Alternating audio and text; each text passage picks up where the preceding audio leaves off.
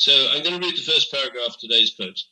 Please accept brief 129 from Field McConnell, United States Marine Corps whistleblower and Global Operations Director of Abel Danger, on Serco's alleged use of demon face recognition software embedded in the Federal Bridge Certification Authority network to track the late Devin Kelley, a dishonorably discharged child and wife abusing U.S. Air Force veteran, into the First Baptist Church of Sutherland Springs, Texas, where he killed 26 adults and children on November the 5th, 2017. Now, for me, Phil, I look at the media and they say this guy, it's the usual stuff. They can't really see a motive. But embedded in the dishonorable discharged child and wife abusing veteran from Holloman Air Force Base, there's got to be an explanation of why he did what he did. Anyway, so I put in Holloman, and then, of course, I put in Serco and did a search to see if there's any link between Serco and the Holloman Air Force Base.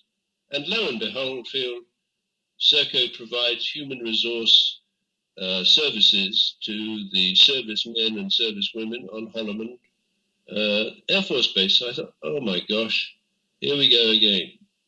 Now, if he's dishonorably discharged, Phil, my presumption is that Serco has the file on this guy. And they would also have photographs of him and his alleged impact on his victims, which apparently was his wife and his children at least. So I'm thinking, is it possible that Serco is operating a pedophile entrapment ring at Holloman? What do you think? I think it's very possible. David, your phone's ringing. So moving on, what we got here with this church situation is a guy who was dishonorably discharged from the Holloman Air Force Base for child and wife abuse. And the organization or company that's running the human or HR services at that Air Force Base is the British company Serco. So it's fairly obvious to me that Serco would have a complete dossier on this guy, Devin Kelley, and the extent to which he could be manipulated into taking revenge on the community that he might have argued is responsible for his dishonorable discharge.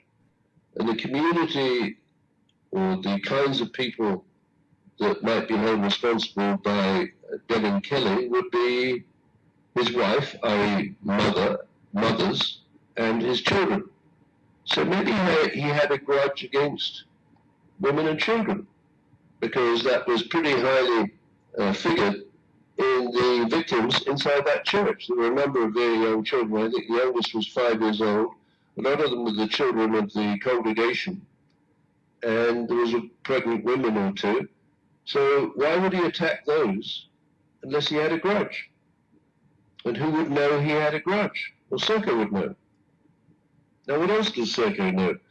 Well, Serco provides the timing signals over the Federal Bridge that are used by the big mentor companies, all of which have drones.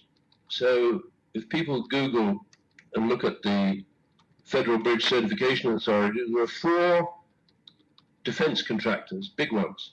There's Boeing, there's Lockheed Martin, there's Northrop Grumman, and there's Raytheon. And if you Google drones against any of those names, you'll find basically, with the exception of this Reaper, those 4 defense contractors or mentors have all the drones you would need to execute the 9/11 attack or the Las Vegas attack and bury the high-value target amongst a bunch of expendables.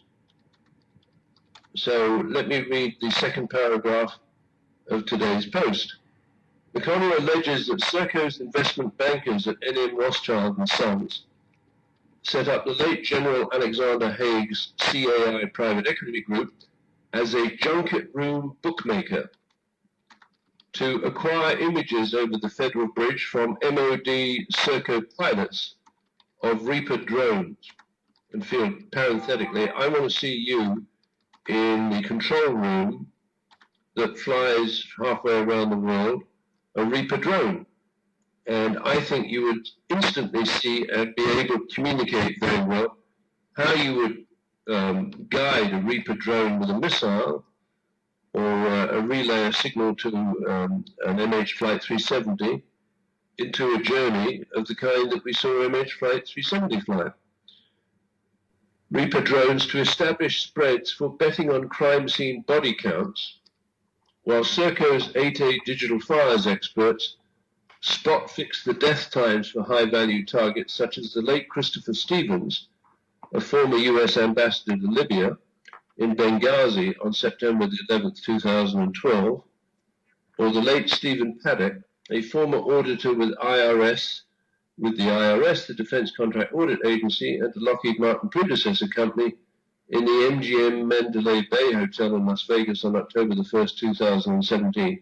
So what I'm really saying, Field, is there's always a dual purpose with these missions. One is to identify and neutralize a high-value target, which might be a whistleblower or someone who's got so disgusted with this New World Order scam, they're going to sabotage it.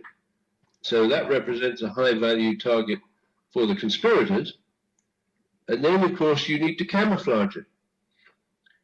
Well, if you can kill 26 adults and children, whilst the real objective is to kill Devin Kelley, it's going to, you know it's going to attract the media. So the media is totally obsessed, understandably, about the death of those, primarily the women and children in the church. What they're not paying attention to is who whacked Devin Kelley. What allegedly happened is he was shot at by a local guy with a gun. Do we know anything more about it, Phil? I don't. I just walked out and turned the heat down in this place because it's warm. So I was out for some of what you said. But were you still talking about the shooter in San Antonio or wherever it was? I was talking about the shooting in the church. Yes, yes. Well, I think you could look at the Clinton, Bush, Obama team. What purpose they're trying to have, I have no idea. If they're still trying to beat the drum of gun control, I think they better get some new sticks. Right. Okay, third paragraph, today's post. McConnell alleges that MOD Serco pilots of Reaper drones supplied the CAI junket room operators with images and daemon software needed to track Devin Kelley into the First Baptist Church of Sutherland Springs, establish a spread for CAI's junket body count betting, and spot fix the time of Kelley's death. So we got a very interesting thing happening here, Phil. Do you remember the big conference on climate change in Paris? You remember what happened there? Yeah, they shot up a rock concert, didn't they? Yeah. You know what? The signature of that rock concert shoot up, I think it's very similar to the one in Las Vegas with Stephen Paddock, right? It's not obvious why they should be shooting it up in the middle of a conference on climate change unless it was to intimidate the delegates into agreeing on a carbon cap, which they did. Now, Stephen Paddock is supposedly, I think he was 64 years old, he's supposed to have carried up 10,000 rounds of ammunition and I think 24 guns, semi-automatics, modified with bump stocks so they could fire as automatics. And apparently he needed a couple of bellhops to carry those guns up the service elevator.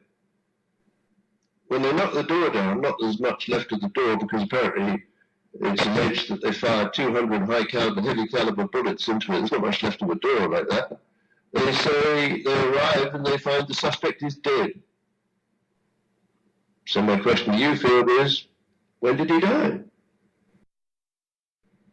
When the people that run the New World Order wanted him to die, so he would be dead long enough so he wouldn't come back to life, and he'd be dead not so long that he would have started smelling or decomposing. I don't know how quickly a human starts to get smelly when they're dead. Actually, there's plenty of them that are smelly when they're alive. Don't look at me.